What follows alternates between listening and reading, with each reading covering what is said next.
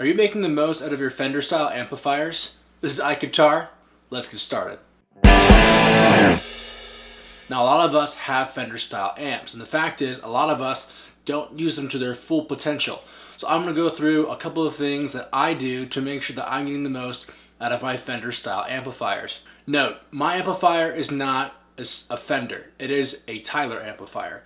And Tyler Amps is a great boutique amp maker. They make this circuit loosely based off of the Fender Deluxe Reverb. And so I'm going to be showing you guys how I get great amp sounds out of my Fender style amp that you can hopefully apply to a Fender amp that you bought, whether it's a vintage amp or a new amp. Without further ado, let's begin. Alright, so this is the amp that I'm going to use for our session today. This is the Tyler JT14. It is a Fender style amplifier in the likes of our mid-60s blackface Fender style amps. It has got the reverb, it's got the tremolo, it's got all the fixings that you would expect on a Fender amplifier and a little bit more. As far as amps to buy, I would not recommend this as a first time buy for any amp aficionados out there. This amp is definitely really high quality, but it's also going to cost you a lot of money. This amp was about $2,000, really expensive, but it looks gorgeous. I'll keep it in the family for a very, very long time. If you're going for a first time Fender amp, especially in tube style, get one of these 68 Princeton reissues that Fender has out right now. Get them at Sweetwater, get them at Guitar Center. For less than $1,000, you can get a quality Fender style amp without breaking the bank. With that in mind, I'm going to go through just the basics of this amplifier, what you can expect to get out of it, especially all of these, options here for sculpting your sound. I want to make sure that everyone is clear on what these things do and how they work from amp to amp. So without further ado, let's zoom in on this Tyler amp and get an idea of what's going on with it. Okay, I'm going to briefly go through what every one of these features on my amplifiers does so that you can take these principles and apply them to your own Fender amps. That being said, every Fender amp is different in some way, so check your documentation to make sure that what I may say on my Tyler may be different than your reissue or your vintage Fender. So with that in mind, let's get started. We've got two inputs. Every Fender amp has two inputs, practically, at least two. And the first input is almost always for quieter guitars, particularly single coil pickups. And what this signal will do is it'll let the amp drive a little louder than channel 2, and that's really great for if you want the amp to do most of the overdriving work in your signal chain. The second channel is really for hotter guitars like humbuckers. This channel is attenuated a few dB, usually about -6 or so. And this channel is great for, pedals. Obviously, you don't want the amp to color the sound as much as your overdrives on your pedal board does. And so having your pedals in channel 2 will give your overdrives a chance to shine, and Fender will just be a bridge for you. So that's a really great channel for doing that as well. So obviously, a big part of an amp is the ability to get loud. Amps always sound better when they're louder. There's a couple reasons why. One of the reasons is when you boost the signal chain at the front here and add volume to the amp, it changes the way all the electronics in the amp react to one another. And so if you have your volume down really low, it's not going to be the same as cranking the amp really, really loud. Now, a few of us, especially in our apartments, can't get the amp this loud, and that's okay. The idea will be then to either lower the volume, which is fine, but we can get away with it, or just crank the volume and get what's called an amp attenuator. That's a box that'll go on top of the amplifier, and that will take the signal of the really hot amp and actually bring it down a few decibels so that you can play a fully cranked amp sound, but at a lower volume. Going through the signal chain here, we've got a treble, we've got a bass. We all know what that does, increases treble and bass response for the amplifier. And then we've got cool stuff like the reverb. There is a spring tank in this amplifier here. All Fenders that have reverb units, they're all spring tanks. They all sound really, really good. However, that being said, if you were to hit the amp on the side or drop it, if the spring gets hit on one of the walls of its tank, it will create a loud sound, and it's not very pleasant. So be aware of that. But also, we've obviously got our tremolo. We've got speed and intensity. Tremolo and reverb have been a mainstay of Fender amps since the beginning of time, and they're definitely really great sounding. So you definitely want to use tremolo and reverb if that's your thing. If not, just turn them down and let your pedals do all the work. Alright, let's talk about the back of the amplifier for just a minute here. Obviously we have power. This is a mid switch, great for upping the mids out of the amplifier. Then we've got our on-off switch, and then we've got a speaker cable, and that speaker cable is actually running from the actual physical amplifier down into the amp cone at the bottom of the cabinet.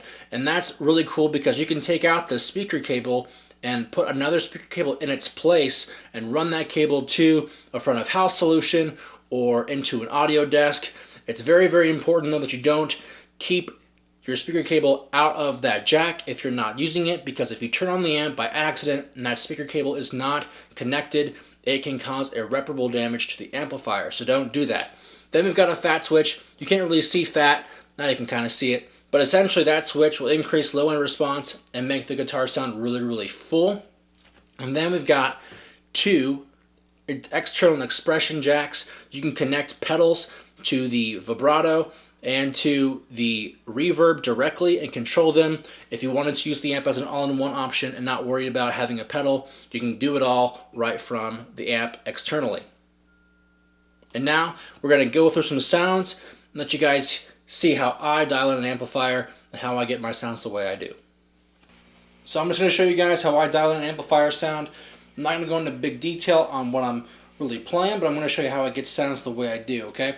So we'll start with everything in the middle on the amplifier. I've got the volume pretty low right now. I don't want to wake the neighbors.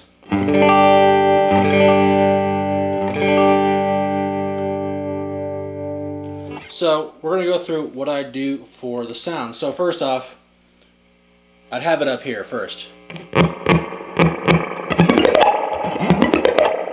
Pretty loud. We're going to turn it back down though. And then we're going to start with our treble here.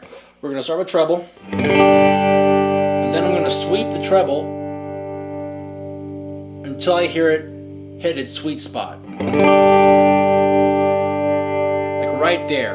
I'll back it off just a little bit there. And then I'll do the bass.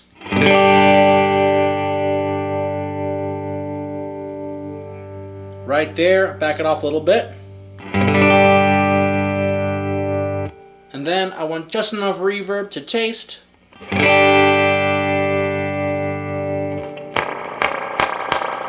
That's a lot of reverb.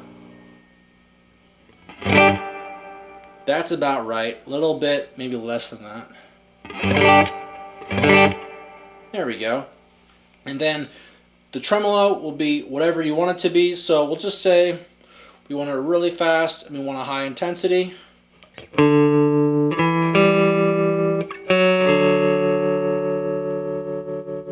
Now I can really hear the intensity here.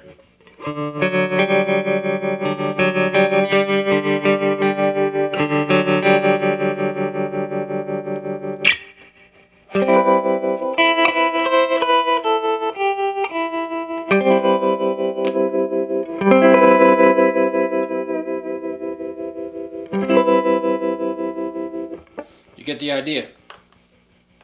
Alright, then we go into the back.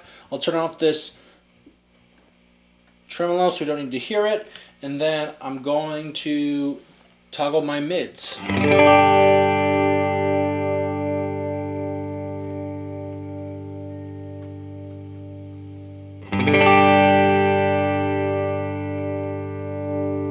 Right there is the sweet spot. So I'll back it off just a little bit.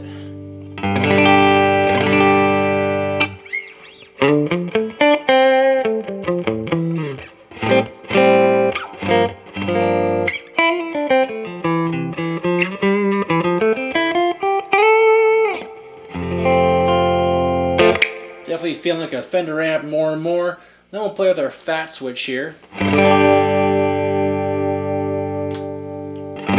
That's what it sounds like with the fat switch turned off. Definitely very thin. We lost a lot of our bass response there. Now some people might like it like that. If you're playing in a live situation, you want your guitar to cut through the mix. You don't want a lot of extraneous noise, so you may not want the added low end of the guitar. But if you're playing in a solo venue, or you're playing a solo of some kind, or you wanted to do a little coffee shop gig, that fat booster might be really great for what you want. So I'll add the fat back in. You can hear it switch over.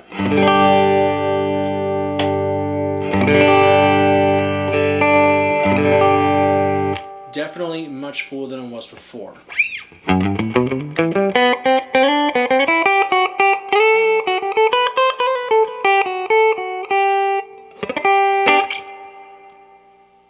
So a few things to keep in mind before we wrap this video up. Amps always sound different wherever you put them, okay? If I put this amp in a club or I put this amp in a closet somewhere, it's going to sound way different than it was just sitting in my bedroom. So always make sure your amp sound great. Just because I crank the bass up on this amp doesn't mean that I can go to a club and use their amp as an example, crank the bass up, but it sound the same. That being said, if I know the amp really well and I take this amp to a closet that's different than my room in my apartment and I crank the bass up, the bass might respond differently on this amp than it would, you know, in my room or in a closet or, you know, in an amp cage, for example. So always keep in mind that amp sounds, they're always going to change. You have to be ready to adapt to every circumstance and every situation that your amp will take you. And that's a really cool thing about amplifiers. They're great. They push the air. A lot of us, we get into this knack of like relying on our, you know, modulars, or we rely on our Axe effects or like our Line 6 Helix or our Kempers, and we're like, oh man, they always give me great sounds. Why can't I get my amp to sound this way? Because amps are totally different. Amps sound different. Amps feel different. And your body responds to volume differently from situation to situation. Just because you guys have this amp set on, like, you know, it's set at like 9 o'clock or whatever it is, and you know it's gonna sound way different when it's at 3 o'clock or 5 o'clock or whatever, or even set to 10. And so I want to leave you guys with that. Getting an amp is definitely a great next step in wanting to be a good guitarist. Every amp has its own characteristics, has its own flavor, but people have been using amps for decades. It hasn't been just the past 5 years that we've stopped using amps. People are still using amps all on the road. People are going toward these all-in-one options, and they're fine. They sound good, but nothing's going to beat you pushing air. And I want to say that if you can learn what sounds you like on this, you're going to find that every amp emulator, every amp modeler is trying to emulate the sounds of classic amps that you're going to already have practice with. So my encouragement to you guys is, before you jump off the boat and buy all-in-one solutions or buy a bunch of stuff you think you need, you can do so much with just a guitar, an overdrive, and a really great amp.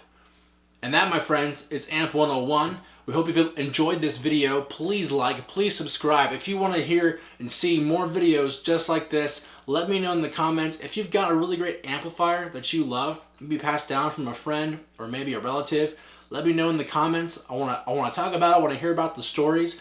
And if you want to get in touch with me, hit me up on Instagram. You can find me at IkeGuitar. I'm always doing stuff there on Instagram when I'm not doing stuff on YouTube. But I'll see you guys next week for our next video. And until then, don't suck. Go grab an amp and start playing. See you guys later, and we'll talk to you guys next time.